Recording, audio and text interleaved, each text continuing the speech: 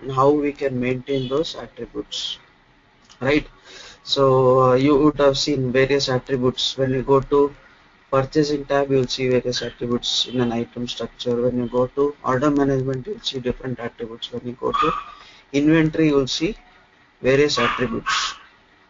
So we'll see how those attributes could be used to maintain the items. We'll also discuss about how to create item categories, category sets, etc. Okay, clear? Any questions here?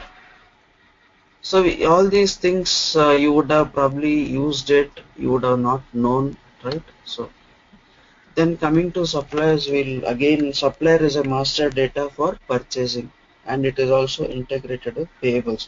So we'll see how we can define suppliers, how we can have multiple sites for a particular supplier. A supplier can operate out from different sites. So how do you create it or manage it?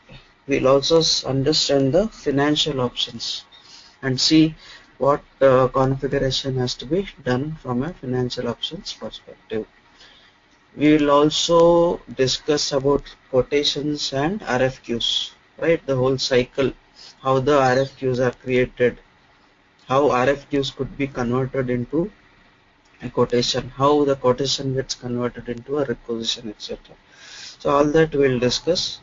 We'll also talk about approved supplier list and sourcing rules. This basically intends to give you an idea of how sourcing rules can be set up, what are approved suppliers, how to set it up to ensure that the business is happy, because the business might come up with the requirement that, boss, I have an approved supplier for a particular item. Every time I want that approved supplier to be picked. I don't want to waste time in selecting. How do you do that? So all these features we'll be discussing from a sourcing rule standpoint. Then we'll discuss requisition and its life cycle. Different types of requisition also we'll discuss. Again, purchase orders, we'll discuss different types of purchase orders, right? What is the structure of a purchase order, how we can create global agreements, etc. Then we'll discuss about automatic creation of a purchase order from a requisition, that is using auto create functionality, right? Receiving, I already told you what is receiving. We'll see how receiving can be done using this different routing setups. Professional Buyers Work Center is a new feature in purchasing, right, which is provided in Ardwell. You wouldn't have seen it in 11A. So in this, we'll see what interesting features are there, how a buyer can have a centralized view of his documents, like whatever documents he has created. So we'll see that. Last but not the least, we'll also see how the approval hierarchies work, be it employee supervisor hierarchy or the position hierarchy, how it could be configured, what are the benefits, what are the disadvantages, etc. We'll see that while we discuss the document routing and approval. So in addition to all this, obviously we'll be when we discuss these topics, we'll always obviously be talking about all the relevant setups that are applicable to ensure that purchasing module is working. Okay, so I'll take a pause here and I'll want to understand if you have any open questions before I proceed to what we discuss in inventory. No,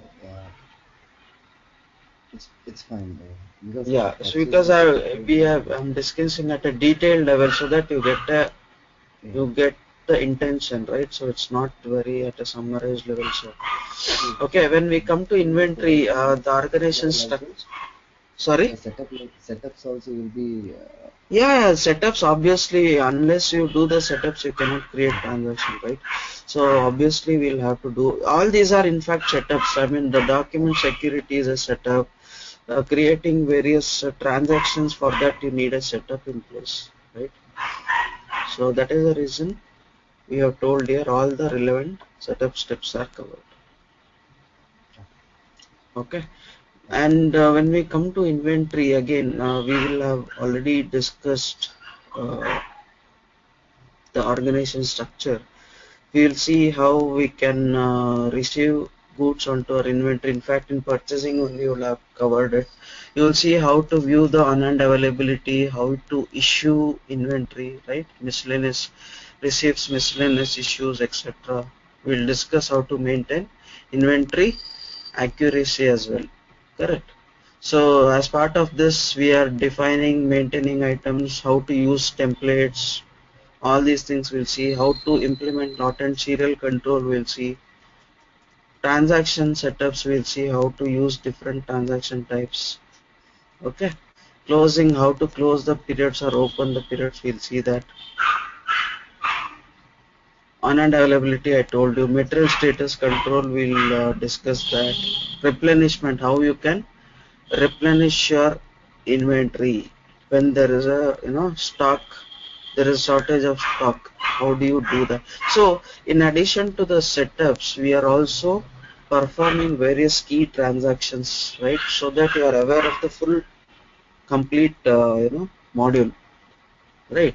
So It's like how we do it actually, Ajay? We do not take the example of the seeded structures or data available in the training instances. We build our own organization structure. We define our own structure by taking the examples of real-time business and the way it is done in the implementation projects. And after defining that structure, we do our own setups the way we do it on projects. So, and after doing the configuration setups, then we come over to the end user related activities like how to create the requisition, how to convert that into PO, or how to create a PO, how to receive the material, how to enter the invoices. Just taking you through the examples only which we have. So end user related activities also we are going to do.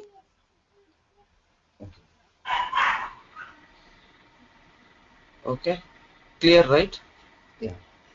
Okay. So these few things are few of the transactions which will be performing as Vijay told us now, right? So these will be done if you go to any client place. Obviously, when you implement, obviously they will ask you, I have to maintain my inventory, I have to replenish my inventory, I have to maintain the accuracy of my inventory. Does Oracle provide any feature? So then you should be in a position to explain all these things to them, right? Okay, there is a feature called as min-max planning which will ensure you to replenish. For accuracy, we have some good features like ABC analysis, cycle counting, physical inventory. So then they'll ask you how it is done. So you should be able to provide a demo. Right? So that is the intention behind you know uh, providing you the understanding of how different transactions are also taking place in the system. In addition to configuring the system, this is also important. Actually, what happens in most of the trainings or what most of the trainers do, they will just take you through the seeded structure which is defined in the training instance. So what happens, they will just take the example of Vision Operations or Vision Corporation or Correct. Vision USA or Vision China.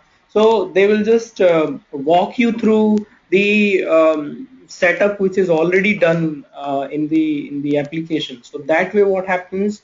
You do not encounter the actual issues which you face during the implementation when you work on a project.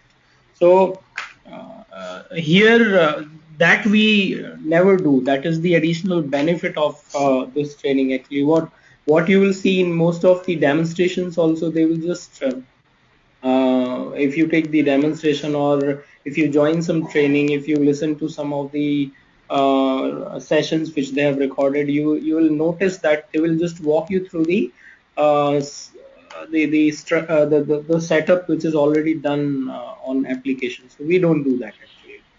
we build our own setup. Uh, so Vijay, just want to share in this. So you will start from the organization setup and like that, because we will be setting a new organization under the instance, and then Exactly, under that we will be creating new exactly, inventory, new exactly. customers. Right. We'll take the example of one business, then how that business is formed, what are various arms of that business. Like he gave the example of organization structure, that what are various components of an organization, like what is business group, what is legal company, what is operating unit, why do we define them, how do we decide, or what is there in business that is called warehouse, how do we define that in application, and what we call that in application. Those things will correlate with examples, so that you understand the business and same time you understand the features given in the application. Okay, okay. Okay.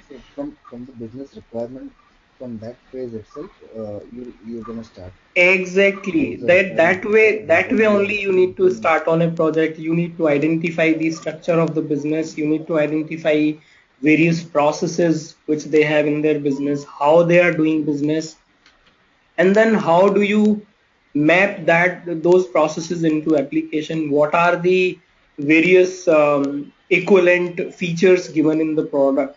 That way only you become a perfect consultant. If you just know the business, or if you just know the application, that doesn't mean that you know real stuff. You need to know the business, you need to know the application as well. So with real-time examples, we correlate the real-time business activities with features given in the product.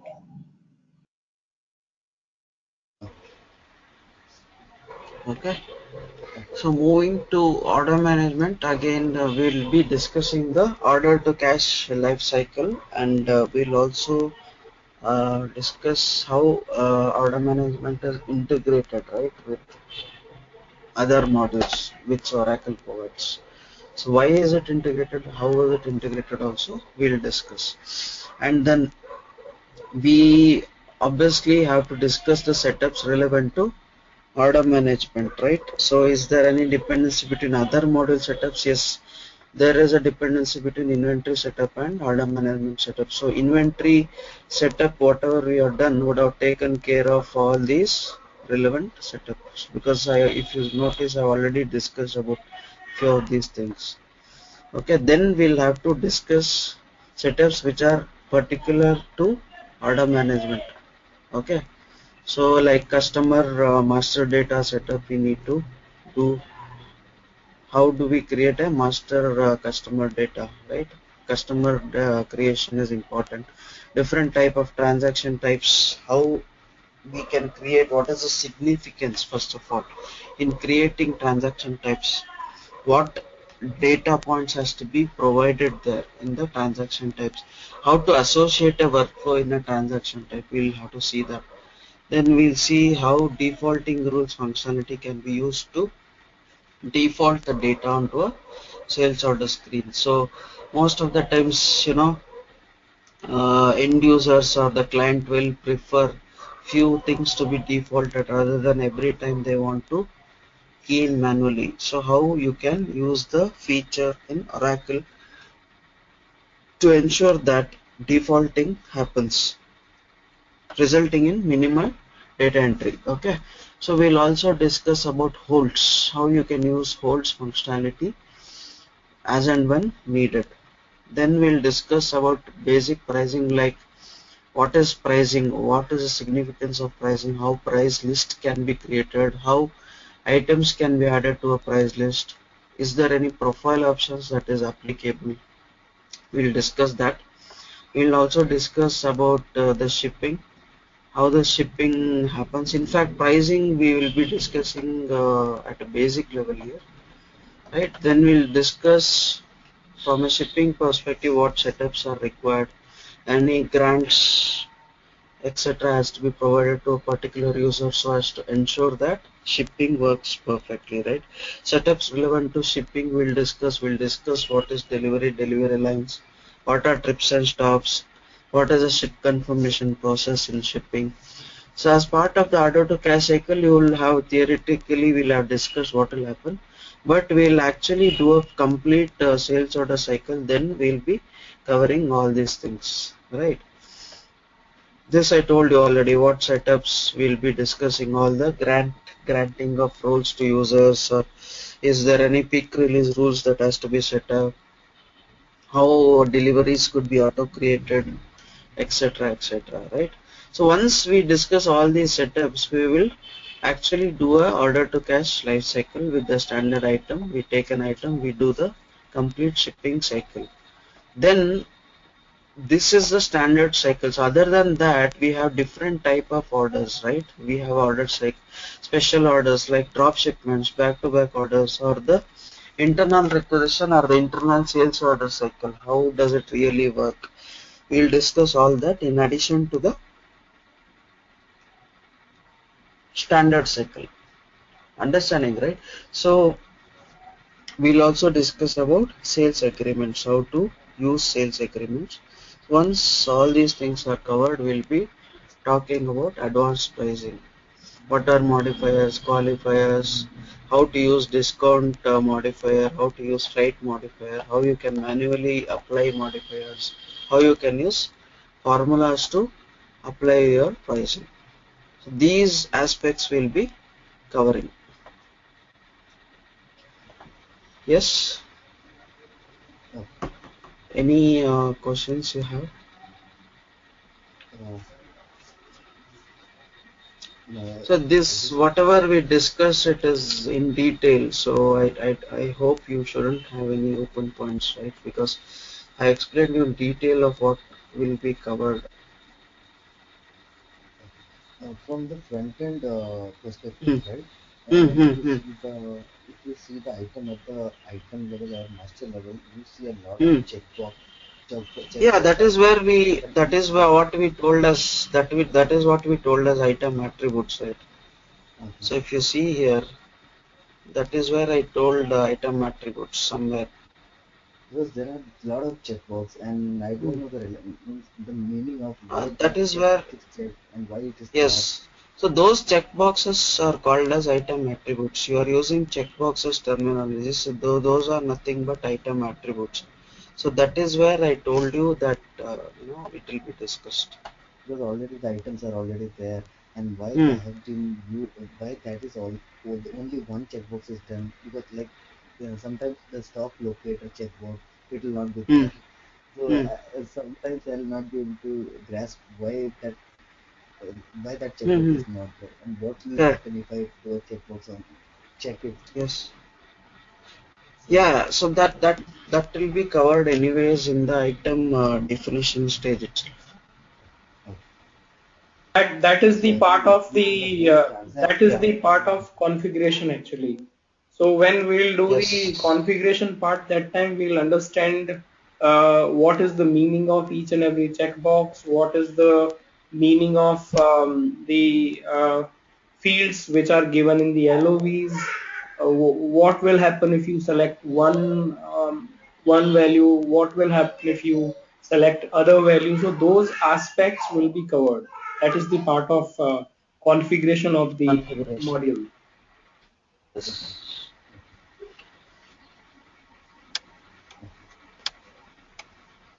so Okay. we'll That be answers discussing your all query. the issues, right? We'll be discussing means a lot of issues we face when Hmm. once our product goes live, right? So we will be discussing all those issues as well, because as The issues in the sense from an implementation perspective, see, we cannot discuss tickets, support tickets, right? So that Exactly, yeah. doesn't, that is not practical. That is not yeah, practical. We are running, into. I mean, it's like going out of the scope.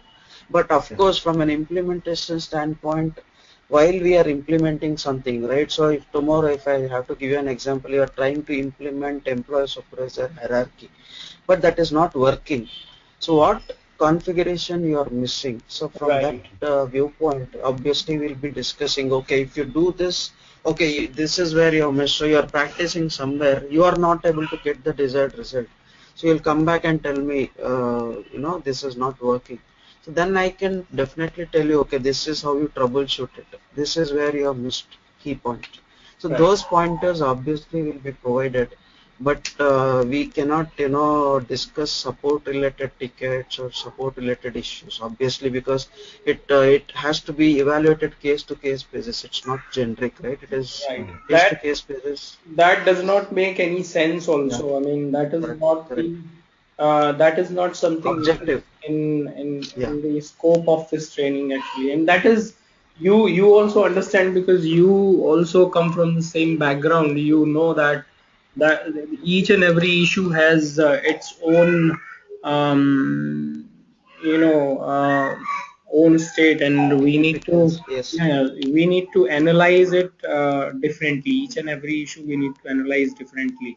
So and but what we have observed it that when we say that we'll be doing our own setups during that course only, you will see that okay, you are facing some issues, we are missing some setups somewhere, and we'll sometimes deliberately also will be missing some setups to make you understand, okay, if you missed it, then this is going to happen. correct. Oh, no.